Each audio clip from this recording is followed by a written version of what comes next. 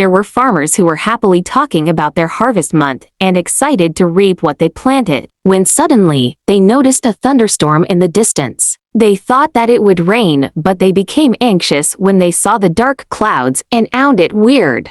An old man was trembling, remembering what happened 28 years ago. A man shouted that it is an attack and the barbarians are coming. The old man commands them to go to caves while he will alert their lord. Carlyle was commenting about Pervaz becoming stable. He asked his secretary if it was to be expected now since they have enough supplies and money. The man answered him that the real reason for stability is the presence of Margrave Pervaz. Carlyle agreed to him and found Decker to exceed his expectations as he was a capable man. His secretary added that it's not only Decker Donovan but also all Pervaz people are extraordinary. Carlyle debunked how the capital perceives Pervaz, where people possess honor and conviction, things that bug cities lack. His secretary handed him a letter from Margrave Duppert. The letter sent talked about the Duppert proof of loyalty will be sent to them soon. Carlyle thinks that Cecilia was certain that he would divorce Margrave Pervaz. Cecilia is a strong candidate for a crown princess who has high ambitions just like her father. The man asks him if he will accept Cecilia as his crown princess, but he thinks that there is no way because Cecilia is like her mother who has high ambitions. Carlyle was asked if he has a heart for Lady Duppert, but he was shocked to hear it and denies it as he only danced with her because she was the most convenient option, and added that Cecilia doesn't like him, it is the crown that she likes. He changed the topic by asking that the Duppert family didn't mention what their proof of loyalty would be. Carlyle has a feeling that they're going to do something crazy. The two were shocked by the loud voice shouting that there was an attack. Asha was talking to Decker about the barbarians' attack. She was relieved that the barbarians don't seem to be many. They were in bad shape and their numbers were reduced and weapons were non-existent. Decker asked her if she wanted to get help from Carlyle even if it meant to swallow her pride. She asked what makes he thinks she was doing it out of pride. He immediately apologized. She didn't blame him, but he failed to consider the implications for asking someone's help, and if they asked for help for something trivial, they won't be able to maintain an equal relationship with him. If that happens and gives them an order, they cannot disobey him even if they were sent to their deaths. Asha believed that they'll take out the Graham tribe with themselves and told him that she would inform His Highness Carlyle. She arrives at Carlyle chamber and asks her what brings her to him urgently. She revealed that the Graham tribe has invaded their territory and she needs to head out and kill them. He asked what help he could offer. She replied that if she did, Carlyle should assume the position of the border commander and assume the duties and responsibilities that come with the title. Carlyle asked that she sounds like someone who's thinking about dying, but she added that if she many children with another woman in the future, she would like to bestow one of his children the title of Margrave Pervaz. He was puzzled by what she said about another woman. Asha swears upon him that she will slay all those who threaten the safety of the land and His Highness Carlyle. Carlyle commented that she is not romantic at all. Anyone would think they weren't a couple, but he approached her and kissed her forehead to give his blessing. While Asha is preparing for battle, Carlyle asks his secretary about their night on standby. He answered that they will be the backup, while Carlyle was excited to witness if Asha is really the one that beheaded the Lure chieftain. The battle began by Asha's command attacking the enemies with arrows. They seemed to be shocked as they didn't know that Pervaz have arrows to be used in the battle. The secretary pointed Asha with shocked as she was heading by herself on a flock of enemies. Even Carlyle was surprised and worried and wondering why would the commander ride out in front, which is totally a suicide. The secretary asked if they would send their knights out before something really bad happens. But Carlyle disagreed as Asha didn't ask for him to help as if she had a plan. Asha charged to the front line to aim for the Graham tribe's leader and reminded him about how she managed to behead the Lure chieftain. She successfully killed him and attacked more enemies while grinning. Carlyle thought that she was crazy and understood now why she wasn't interested in jewelry, because it was useless in the face of death. He was amazed by her excellent fighting skills and brilliant tactics, though she's using a dangerous yet effective way to eliminate the enemies. There is no question now that she really defeated the lure chieftain and he became excited to join her in the battle. He now understands that it is the reason Asha didn't ask for his help, and it is to show him how it's done. He noticed that the rearguard of the enemies were approaching and decided not to sit back anymore and commanded his secretary to prepare their knights. He was happy to help his wife clean the mess. Asha was shocked to know that the enemy's rearguard were coming and discovered that the Gram tribe's rearguard were hiding on the mountain, and she can't believe they climbed up the mountain just for this. They were exhausted by defending their walls when Asha heard that their reinforcement was arriving. She was shocked to see Carlyle and his knights joining the battle. She told Decker to inform Carlyle to take care of the enemy's rearguard, while he was happy to know that the Crown Prince is really a nice guy. Asha attacked the enemies while they were afraid to continue when they saw Asha's reinforcement. The Gram tribe retreated expecting that they would surround Pervaz within a day. That night, Asha was glad that they didn't have a large loss as Crown Prince Carlyle intervened. She informs Decker that she will go to Carlyle to thank him, while Decker was worried hoping Carlyle doesn't ask for too much. She told him not to worry too much. Carlyle asked her to take a seat while she didn't move an inch, bow her head and thank him for what he did. He was upset telling her that she only intended to thank him then leave immediately. He asked her if she really didn't like having tea. Asha explained that it is not the reason. She only thought to say thank you and apologizing quickly would be better. Carlyle prefers to have a conversation because it's fun and asks her again to have some tea. She accepted his offer to drink tea while Carlyle asked her if she was upset. Asha was confused and asked him why he thought she was upset. Carlyle explained that he acted upon his own volition even though she didn't ask for his help and wondered if she was upset. Asha was wondering why he's thinking like that as someone who comes to help her. She answered she wasn't upset and accepted that she was arrogant, that without his help, they would have suffered a lot. Carlyle asked if she really went to battle prepared to die while she asked him if there were any warriors who didn't go to the battlefield prepared to die. He answered that he didn't and was shocked to see her leave a will behind, and how could she give her husband permission to have an affair? Carlyle asks if she wouldn't want her own children to succeed in her title. Asha replied that it isn't necessary to have her offspring, it just has to be someone with a sense of responsibility. Carlyle asked her again that wouldn't it be unfair to have someone else steal the title her father and brother have sacrificed to gain such honor, but she insisted that her father didn't receive the title as reward but given just only two options, and those were to give his own life or face the Lure tribe with his life. She also added that she doesn't want Pervaz to be treated as a place of exile anymore because the people of Pervaz have committed no crime. Carlyle praised Asha's army to be strong, but she insisted that without his help, they would have suffered a huge loss. After meeting Carlyle, she was wondering if he really heaped them without strings attached or he wanted to make her feel indebted to him. At the Imperial Palace, the Empress had received a report about Pervaz raided by barbarians. Prince Matthias told her that those barbarians were wiped out. The Empress were thankful that the raid was a failure, but the Prince Aked, why should they be thankful? He reminded her that they should drag Carlyle out from Pervaz, so he wouldn't go to his post on the battlefield. The Empress assured him that she knew how to remove Carlyle power by creating another war for Pervaz. Matthias was confused because it will only help his brother to hunt down barbarians, but her mother explained that creating such war to Pervaz will cause the nobles not to visit Carlyle. Their supply will be cut off and their information will be restricted. She was also hoping Carlyle will be shot by arrows and tap Matthias' shoulder, reminding not to be afraid. If he becomes the crown prince, there's no way they would send him to dangerous battlegrounds. She also added that in order to erase Carlyle's existence, they need to drag him to the capital by working with High Priest Gabriel. Back to Pervaz Castle, Asha was summoned by Carlyle. She asked the reason for the summon and was greeted by a big smile from him and explained that since they were supposed to be a couple, they should spend time together while Asha was wondering what he was thinking. Carlyle was offended by her reaction and questioned her if she really did hate spending time with him, but Asha disagreed. She asked him if he really thought that because they were a couple, they should spend time together.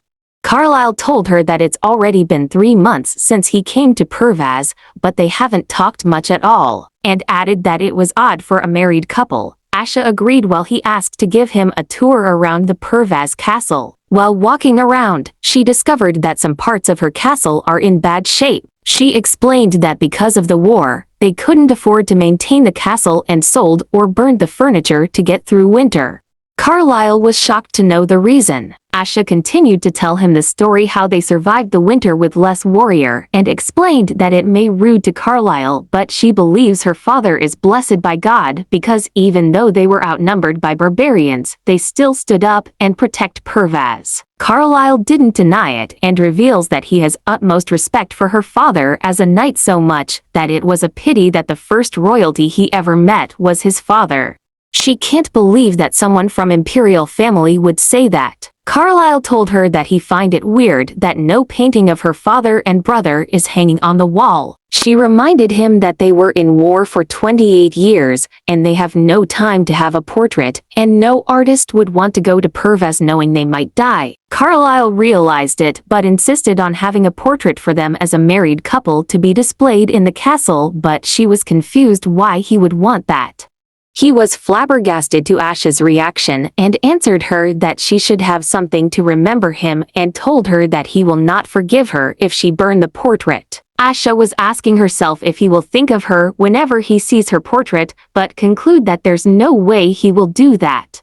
A high priest Owen started the meeting concerning Carlisle going to Pervaz, while the other was concerned to do something and questioned Carlisle's way of living against him being blessed by God. Not only did he wallow in a woman, distance himself from the temple, and worst of all, he coveted his father's mistress.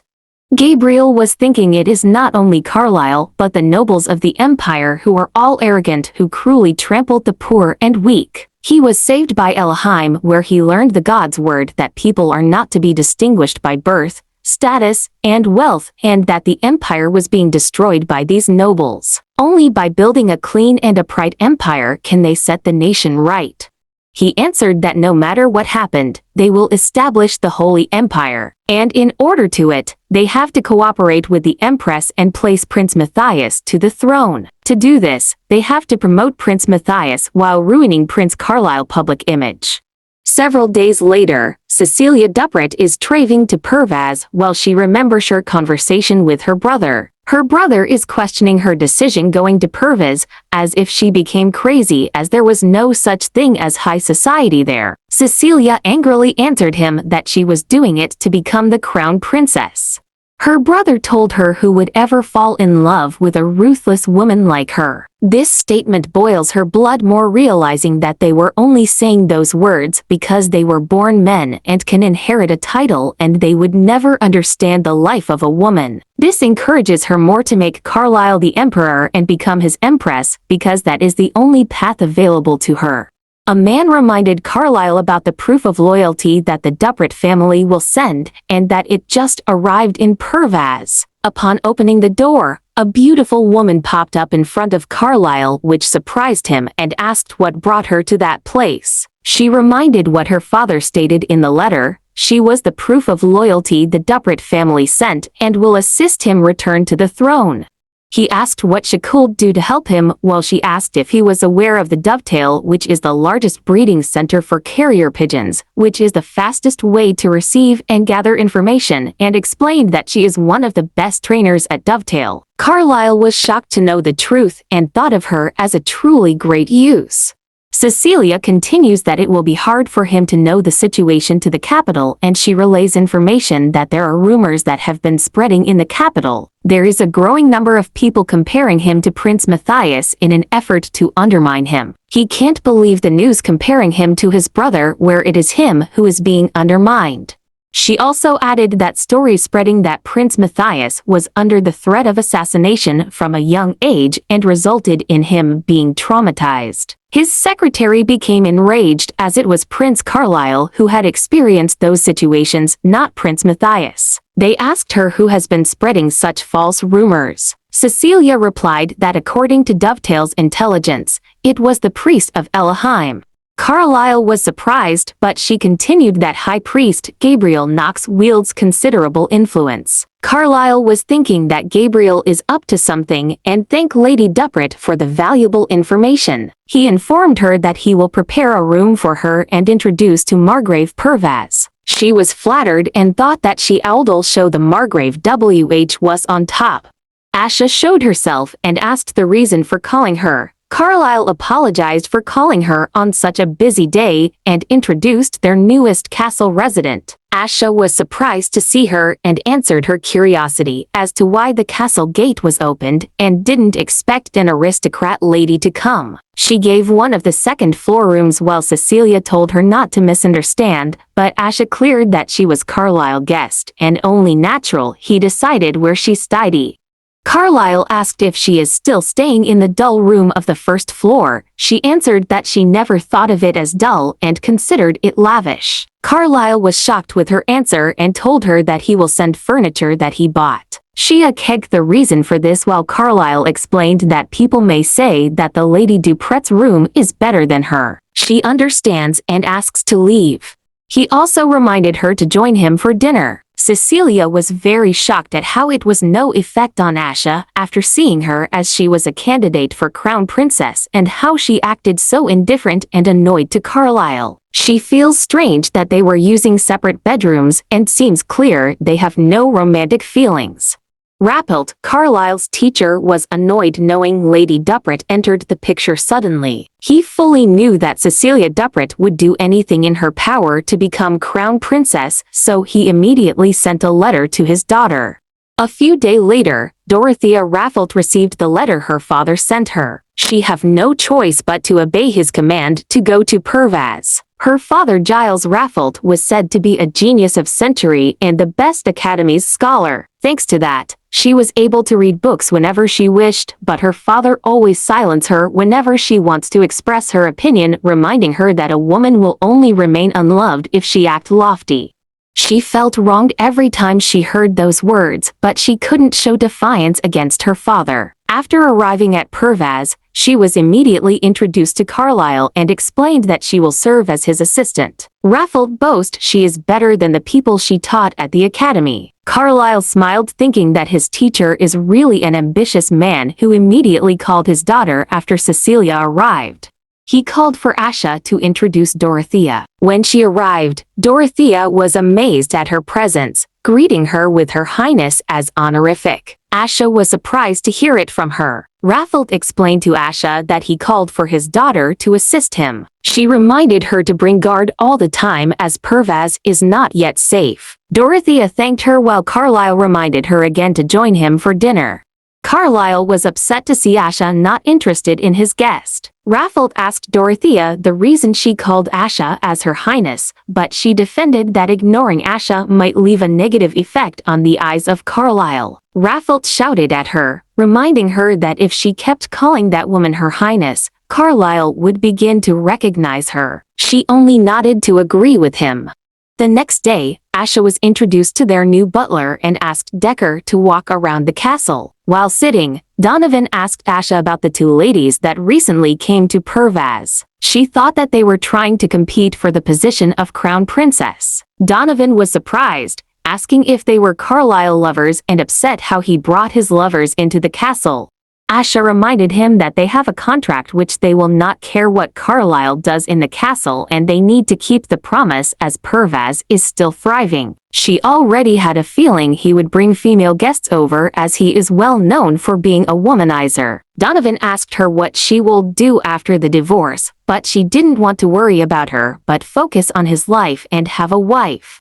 Carlisle was listening to them while hiding. He became speechless and felt frustrated. He remembered what she said about him being a womanizer and feels unfair since he made her think that on purpose. He was annoyed and thinking if he is displeased to hear Asha as if she knows everything about him. He is contemplating the reason for his feelings and should not have followed them. He is wondering about the real relationship between the two and needs more information about Decker Donovan. Prince Matthias was having a tantrum urging her mother to find a way to bring Carlisle to the capital as he doesn't think they can draw out the beast extermination any longer. Matthias was supposed to accompany the Imperial Knights, but this plan flopped due to numerous excuses and opposition. Her mother calmed him down, but he was frustrated and not the time to be calm, and reminded her that she wouldn't be safe if he will die. The Empress called the maid and asked for sleeping powder and pour it on Matthias' drink. The prince immediately sleeps, while the Empress commands them to send a letter to High Priest Gabriel. The Empress and Gabriel meet and discuss how the Emperor was sending Matthias to the battleground. She wants to bring Carlisle back to the capital and blame him for disregarding his duty and ask the priest for a way to drag Carlisle out of Pervaz. Gabriel recommended nullifying Carlisle's marriage while the Empress wonders the possibility of it. Gabriel assured her that they can make it possible if the couple completely neglects the responsibility of having offspring. She asks the Empress if she can retract the approval of the imperial family. The Empress agreed and delighted with his suggestion and planted a spy to Pervaz.